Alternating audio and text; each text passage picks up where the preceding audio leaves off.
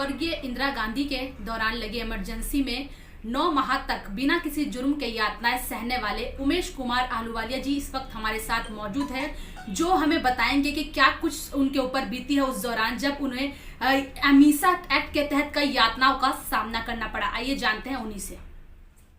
Sir, क्या कुछ रहा है आपका इमरजेंसी के दौरान 1976 में, और क्या कुछ आपको दिक्कतों का सामना करना पड़ा, क्या कुछ यातनाएं आपको दी गई, क्या है आपकी मतलब पूरा इतिहास थोड़ा सा हमारे दर्शकों को। मैं आपको थोड़ा सा ब्रीफ में बता दूं। पहले तो मैं सन 76 में बीए फाइनल ईयर का स्टूडेंट था डीएवी कॉलेज का। उसके बाद मेरी एक सर्विस लगी, मैंने सर्विस के लिए अप्लाई किया। मैं रोडवेज में मुझे कंडक्टर के हिसाब से रखा गया, लेकिन एक महीना 26 दिन बाद देहरादून पुलिस हापुड़ पहुंचती है। मुझे मेरे डिपो में ट्रांसफ़र किया गया था और वो मेरे इंचार्ज से कहती है कि साहब हमें उमेश कुमार से किसी केस के बारे में बातचीत करनी है, उनको हमारे सामने बुलाया जाए। मैं उस वक्त अपनी बस को लेकर, मेरी ड्यूटी लगी हुई थी, मैं बस लेकर चला गया। मुझे मेरे इंचार्ज ने मुझे इन्फॉर्म कराया, मैं वापस आया और वो उनके साथ एक संतोष कुमार शर्मा इंस्पेक्टर थे यहाँ देहरादून से, कोतवाली से गए थे वो, और उनके साथ हापुड़ के इंचार्ज थे। उन्होंने मेरे इंचार्ज को कहा कि हमने इनसे कोई पूछताछ करनी है और थोड़ी देर के लिए हम इनको अपने थाने में ले जा रहे हैं। लेकिन वहाँ जाते उनका बिहेवियर दूसरा हो गया मेरे साथ और मुझे हथकड़ी लगा के उन्होंने अपने हवालात के अंदर बंद कर दिया। मेरे पूछने के बावजूद मैंने कि क्या कारण है, आप तो मुझे मैंने कहा पूछताछ के लाए थे। वो कहा नहीं आपको तो देहरादून ले जाना पड़ेगा, हम देहरादून जेल भेजेंगे। मेरी समझ नहीं आया, लेकिन मजबूरी थी, पुलिस के बीच में था, फंदे में था, नहीं कर पाया कुछ ऐलान में। मुझे वहाँ से वो हथकड़ी लगा के और देहरादून कोतवाली ले आए। कोतवाली मुझे हवालात में बंद कर दिया गया। हवालात में बंद करने के बाद सुबह जो है 2 बजे, सुबह जो है मुझे माननीय न्यायालय में के समक्ष पेश करना था, लेकिन 2 बज चुके थे। मेरे वकील ने आगे पूछा, भाई आप 2 बजे तक 2 बज चुके हैं, 24 घंटे से ज़्यादा अवधि होगी इनको गिरफ्तार किए, तो आप इनको कोर्ट में क्यों नहीं भेज रहे?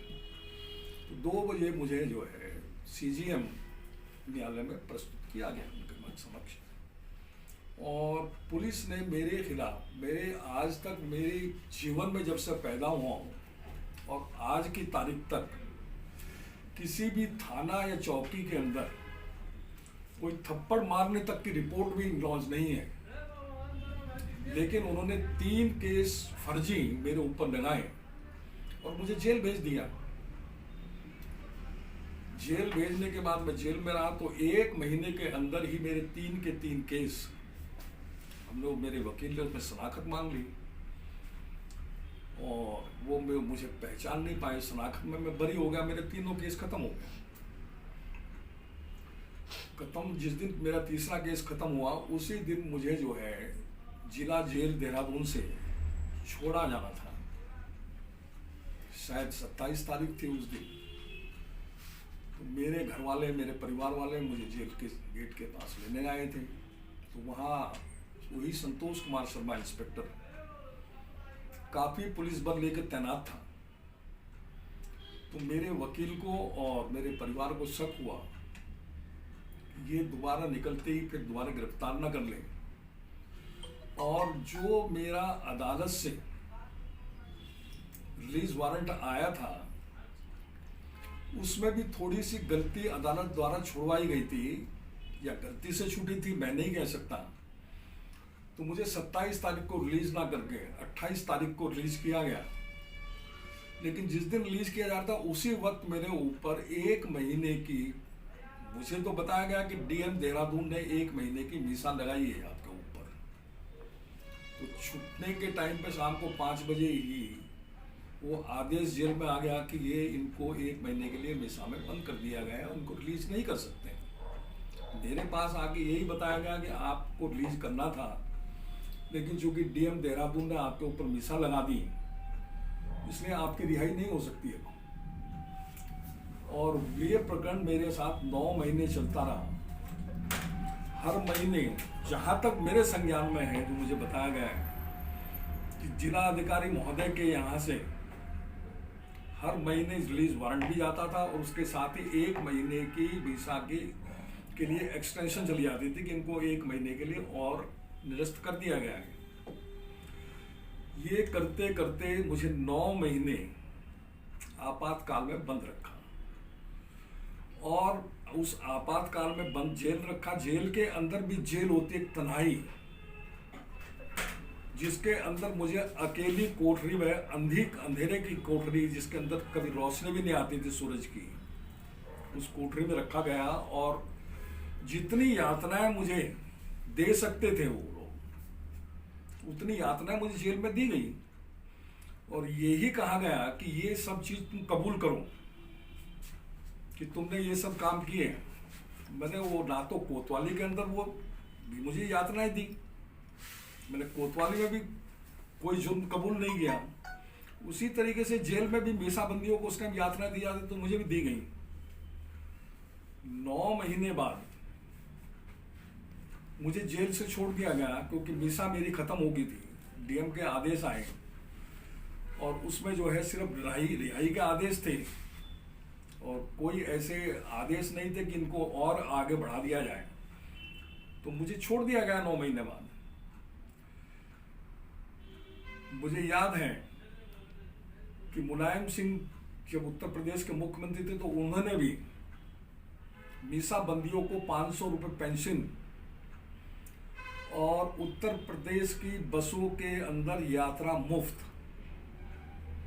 का प्रावधान किया था। लेकिन चूंकि मैं उस टाइम भी समाजवादी, उस टाइम मैं राजनीति के अंदर आ चुका था, ज्वाइन कर ली थी मैंने समाजवादी पार्टी, लेकिन मैं उस चीज का बेनिफिट नहीं उठाया क्योंकि मुझे ये था कि मैं क्यों सरकार पर अन्यत्र बोझ डाल दूं। लेकिन अब जब से केंद्र में भारतीय जनता पार्टी की सरकार आई है और माननीय मोदी जी प्रधानमंत्री हुए हैं, केंद्र सरकार ने जो भी मीसाबंदी रहे हैं उनको स्वतंत्रता सेनानी का दर्जा दिया और जहां जहां भी भारतीय जनता पार्टी की प्रदेश सरकारें हैं हिंदुस्तान के अंदर, वहां वहां उन मीसाबंदियों को पेंशन दी जा रही है। क्योंकि हालांकि 40-45 साल पुराना मामला है तो काफी कम लोग ही बचे हैं। बहुत ज्यादा लोग जो हमारे साथ थे वो भी मृत्यु को प्राप्त हो चुके हैं। मैंने जो है अपने प्रधानमंत्री की चिट्ठी में आपको दिखा रहा हूं। मैंने आज से 2 साल पहले इसकी कार्रवाई शुरू की थी। जिला अधिकारी महोदय को, जिलाधिकारी देहरादून, वरिष्ठ पुलिस अधीक्षक देहरादून, LIU देहरादून, जेल अधीक्षक देहरादून से सूचना के अधिकार में उपरोक्त मीसा अवधि का प्रमाण पत्र मांगा, लेकिन जेल अधीक्षक की सूचना के आधार पर यह कहकर मना कर दिया गया कि जेल में ऐसा कोई दस्तावेज उपलब्ध नहीं है। यह मेरी सूचना के अधिकार का जवाब था, जबकि मेरे साथ उस वक्त जो मेरे संज्ञान में हैं 17 आदमी पॉलिटिकल ऐसे थे जो मीसाबंदी थे और जेल के अंदर किसी भी आदमी का कोई ऐसा रिकॉर्ड मुझे सूचना, क्योंकि मैंने दोबारा सूचना का अधिकार में मांगा है जेल अधीक्षक से कि क्या उस 1976 में कितने आदमियों के ऊपर देहरादून जेल में कितने आदमी देहरादून जेल के अंदर मीसाबंदी थे। उसके जवाब भी नहीं दे पाए वो, और उसका जवाब ये आया कि कोई भी मीसाबंदी नहीं था। सिर्फ उन्होंने विवरण दिया है DRI में जो बंद थे उनका 70 आदमियों का। तो मेरा माननीय प्रधानमंत्री से भी अनुरोध था, जो मैंने चिट्ठी उनके पास भेज रखी है, माननीय मुख्यमंत्री जी से भी अनुरोध किया था, उसका भी संज्ञान नहीं लिया गया। मेरे माननीय प्रदेश अध्यक्ष जी की ये चिट्ठी है, तत्कालीन प्रदेश अध्यक्ष अजय भट्ट जी की ये चिट्ठी है, जो उन्होंने लिखा है माननीय मुख्यमंत्री जी को कि इनको उस समय के अंदर ये मीसा में बंद किए गए थे और इनको जो है वो सम्मान मिलना चाहिए जो केंद्र सरकार दे रही है और हमारी प्रदेश सरकार दे रही है। और चूंकि ये बहुत रेयर आदमी बचे हैं, कम आदमी बचे हैं इसमें, तो वो मेरा खैर पार्टी का अंदरूनी मामला है, उसको मैं प्रेस के माध्यम से कहना नहीं चाहता, लेकिन फिर भी बताता हूँ कि इनको राज्य मंत्री का दर्जा दिया जाए, ऐसी कुछ बात मेरे प्रदेश अध्यक्ष ने माननीय मुख्यमंत्री को लिख कर भेज दी थी। पत्र मेरे पास है। वो सचिवालय से डीएम साहब को आदेश आए हैं, लेकिन अब तक मैंने वो सचिवालय के आदेश कहाँ घूम रहे हैं, ना वरिष्ठ पुलिस अधीक्षक के यहाँ से कोई ऐसा प्रमाण पत्र मुझे दिया गया, ना एलआईओ से दिया गया, ना जिला अधिकारी से दिया गया, जबकि मैं जिला अधिकारी महोदय से वर्तमान में भी, वर्तमान के जिला अधिकारी श्री वास्तव जी हैं, उनसे 4 बार बेसिकली मिल चुका हूं और उनको अपने कागज दे चुका हूं, लेकिन अभी तक मुझे इस तरीके का कोई भी प्रमाण पत्र नहीं दिया गया। मेरा आपके चैनल के माध्यम से ये अनुरोध है कि एक तो आप शासन और प्रशासन के संज्ञान में ये बात लाएं कि हमारे शासन और प्रशासन में इतनी लापरवाही है कि इतनी चिट्ठी लिखने के बावजूद भी एक सर्टिफिकेट नहीं दिया जा रहा उनको कि ये मीसा के में बंद थे। इसके अलावा मेरा और भी कहना है प्रशासन से और सरकार से कि अगर हमें कल किसी क्रिमिनल को जो 1976 में या उससे पहले बंद रहे हों, उनके कागज की अगर प्रशासन को जरूरत पड़ती है, और जेल अधीक्षक का कहना जिस तरीके से ये है कि साहब मेरे पास ऐसा कोई प्रमाण नहीं है इनका कि मीसा में रहे, उसी तरीके से कोई प्रमाण उनका भी नहीं है। तो मेरा अनुरोध आपके चैनल के माध्यम से ये भी है कि सरकार के संज्ञान में आप ये बात लाएं कि अगर कल किसी क्रिमिनल की हिस्ट्री, किसी अपराधी का जीवन रिकॉर्ड की जरूरत पड़ती है, तो वो जेल प्रशासन कहाँ से उपलब्ध कराएगा या प्रशासन हमारा कहाँ से उपलब्ध कराएगा।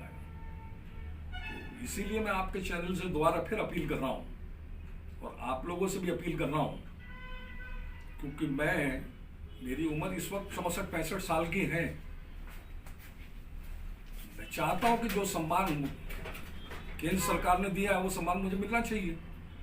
जो सम्मान सरकारें दे रही है, प्रदेश सरकारें दे रही है हर जगह, वो सम्मान भी मुझे मिलना चाहिए। और मैं इस आशय के साथ कह रहा हूं कि शायद मैं 2-3 दिन के अंदर ही माननीय मुख्यमंत्री से निवेदन करूंगा, समय लूंगा और उनके संज्ञान में भी ये वार्ता लाऊंगा। मैं ये कहना चाह रही थी, जैसा आपने रिकॉर्ड की बात की, रिकॉर्ड नहीं है उनके पास अभी तक, तो कैसा, मतलब क्या मानते हैं आप, ऐसा क्या है उनके पास, रिकॉर्ड क्यों नहीं है, आपको क्या लगता है? जो मुझे बताया गया, जेल अधीक्षक से मेरी वार्ता हुई जेल के अंदर ही, तो मैं खुद गया था। उन्होंने साहब जिस टाइम देहरादून जेल को शिफ्ट किया गया है यहाँ सुद्धोवाला, तो उनका कहना है कि जो रिकॉर्ड आया उस वक्त मेरे पास, वो बोरियों के अंदर भर के आया है, जो सुरक्षित नहीं था, और जितना मैं सुरक्षित कर पाया मैंने कर लिया, और जो रिकॉर्ड नहीं है वो मैं उपलब्ध नहीं करा सकता। ये जेल सुपरिटेंडेंट ने मुझे बताया है। सर क्या आप मतलब कांग्रेस के जो हितैषी आप रहे हैं, आपका कहना है कि कांग्रेस, मतलब आप एंटी कांग्रेस हैं, तो ये जो सिलसिला है ये आपके गिरफ्तारी से पहले का है या अभी से, मतलब उस टाइम से आप कांग्रेस के हितैषी बने? नहीं, मैं एंटी कांग्रेस नहीं था मैडम, मैं एंटी सरकार था। मैं सरकार की जो उस वक्त की नीतियां थी उनका विरोध किया। जैसे आपको याद होगा ये संजय गांधी के टाइम में नसबंदी की योजना बनाई, नसबंदी कराई जाए, और अधिकारियों को एक टारगेट दे दिया गया कि साहब इतनी नसबंदी आप कराओगे तो आपको ये प्रमोशन मिलेगा। तो उन अधिकार में जांचती की और लोगों को पकड़ पकड़ के नसबंदियां करा दी। जिनके बच्चे नहीं थे उनकी भी नसबंदियां हुई हैं उस टाइम, तो मैंने उस चीज का विरोध किया। ऐसे कई चीज ऐसी थी उस टाइम की सरकार की, केंद्र सरकार की, कि जो मुझे उचित नहीं लगती थी, मैं उसका विरोध करता था। मैं कांग्रेस का विरोधी नहीं था, मैं कांग्रेस की सरकार थी चूंकि, और जो वो नीतियां बनाती थी मैं उसका विरोधी था। सर, आप समाजवादी पार्टी से भी कई सालों तक जुड़े रहे और अब बीजेपी के कार्यकर्ता के रूप में हैं या जो भी है अभी आपका, तो आपने इतनी सुनवाई की है बीजेपी के जितने भी मंत्री हैं उनसे, उसके बावजूद इसका हल नहीं निकल पा रहा है, कैसे देखते हैं? देखिए,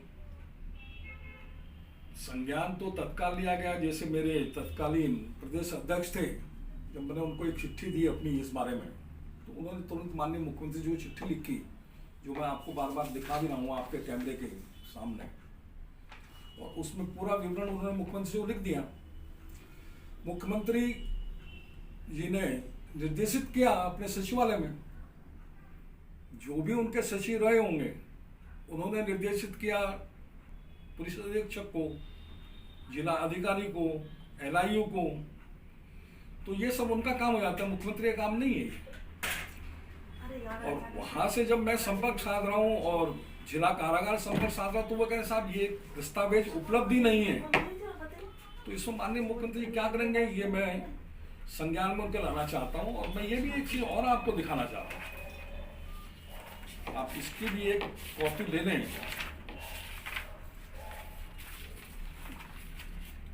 ये सन 1977 में जब जनता पार्टी की सरकार बनी थी, एक साहा कमीशन का आयोग का गठन किया गया था, और वो साहा कमीशन सिर्फ इसलिए गठित किया गया था कि जितने भी मीसाबंदी थे वो उसमें अपनी बात रख सकते थे, अनुरोध कर सकते थे, और जांच साहा कमीशन करता। मैं आपको बार बार ये दिखा रहा हूं कि मैंने उस वक्त भी 1977 में पेज फोल्डर से, हाँ, 1970 मैं ये दिखा रहा हूँ बार बार कि 1970 में अगर मैं मीसा के अंदर बंद नहीं था तो मैं साहा कमीशन में क्यों अप्लाई करता। मेरे इसी डॉक्यूमेंट्स के अंदर मेरे पिताजी द्वारा, स्वर्गीय मंजीत सिंह द्वारा, जो मेरे पिताजी थे, उनके द्वारा उत्तर प्रदेश के होम मिनिस्टर को एक चिट्ठी लिखी हुई है। वो 77 में वो चिट्ठी उत्तर प्रदेश के गृह मंत्री क्यों लिखते, उसमें भी सारा मीसा का जिक्र है। और हमें 1 महीने के अंदर घर परिवार से मिलने की छूट थी, और उनको हम अपना संदेश लिख कर दे सकते थे। वो चिट्ठियां भी मेरे पास हैं कि जो मैं चिट्ठी 1 महीने मेरे घर परिवार वाले मिलने जाते थे, क्योंकि उसका नियम था कि आप मीसाबंदी से 1 महीने में मिल पाओगे, तो हम अपनी कुशल क्षेम का आदान प्रदान करते थे परिवार के साथ। तो जो मेरी चिट्ठियां मैंने घर लिखी, और जो मेरी बहनों ने, मेरे पिताजी ने, मेरे भाई ने जवाब दिया, वो सब चिट्ठियां भी मेरे पास आज की तारीख में मौजूद है, डेट वाइज, जो मुझे कारागार में लिखी गई है। सर, जैसे मीसा एक्ट के तहत जिस तरीके से ये राजस्थान, छत्तीसगढ़ में और मध्य प्रदेश में इस तरीके के मतलब पेंशन योजना का भी कार्य चल रहा है, सरकार वहाँ की दे रही है, तो उत्तराखंड में ज्यादातर आंदोलनकारी है, क्या उत्तराखंड में नहीं लानी चाहिए इस तरीके की योजनाएं, या उनको सम्मानित किया जाना चाहिए? देखिए मैडम, मैं इस बारे में इसलिए नहीं बोल पाऊंगा कि ये मेरा विषय नहीं है, ये सरकार का विषय है, माननीय मुख्यमंत्री जी का विषय है। और जहां तक मेरे संज्ञान में है कि जितने भी आंदोलनकारी रहे हैं हमारे उत्तराखंड प्रदेश बनाने में, उन सबको कहीं ना कहीं सरकारों ने, हर सरकार, चाहे वो कांग्रेस सरकार रही हो मेरे ख्याल, या बीजेपी की सरकार रही हो, उनको सुविधाएं भी दी है, उनको पेंशन भी दी है, और उनको, उनके आश्रितों को नौकरी भी दी है। तो इस बारे में मैं बोल नहीं सकता क्योंकि ये सरकार का विषय है। लेकिन हाँ, मैं ये कहना चाहूँगा जरूर कि जिन लोगों ने उत्तराखंड बनाने में आंदोलन किया, जिन्होंने अपने उत्तराखंड बनाने में अपनी जान तक न्यौछावर कर दी, उनके परिवारों को, सरकार को मदद करनी चाहिए, चाहे सरकार वो बीजेपी की हो, चाहे कांग्रेस की हो, चाहे किसी अन्य दल की हो। ये मेरा निवेदन है। तो ये थे हमारे साथ उमेश कुमार आलूवालिया जी, जिन्होंने हमें बताया कि मीसा एक्ट के तहत जिस दौरान वो जेल में रहे, उन्हें बिना किसी जुर्म के जेल में बंद किया गया, तो किस तरीके की यातनाएं उनके सामने आई है। इतनी यातनाएं सहने के बाद अब जब वो सरकार से एक सम्मान की मांग कर रहे हैं, इसके बावजूद उन्होंने कई बार यहाँ के उत्तराखंड सरकार के डीएम से लेकर एसएसपी तक को पत्र लिख दिए हैं, उसके बावजूद भी उनकी मांग पर अब तक कोई भी कार्यवाही नहीं हो पा रही है। कैमरा पर्सन शगुफ्ता अंसारी के साथ महरूना इदरीसी, खबर 24 आवर्स, देहरादून।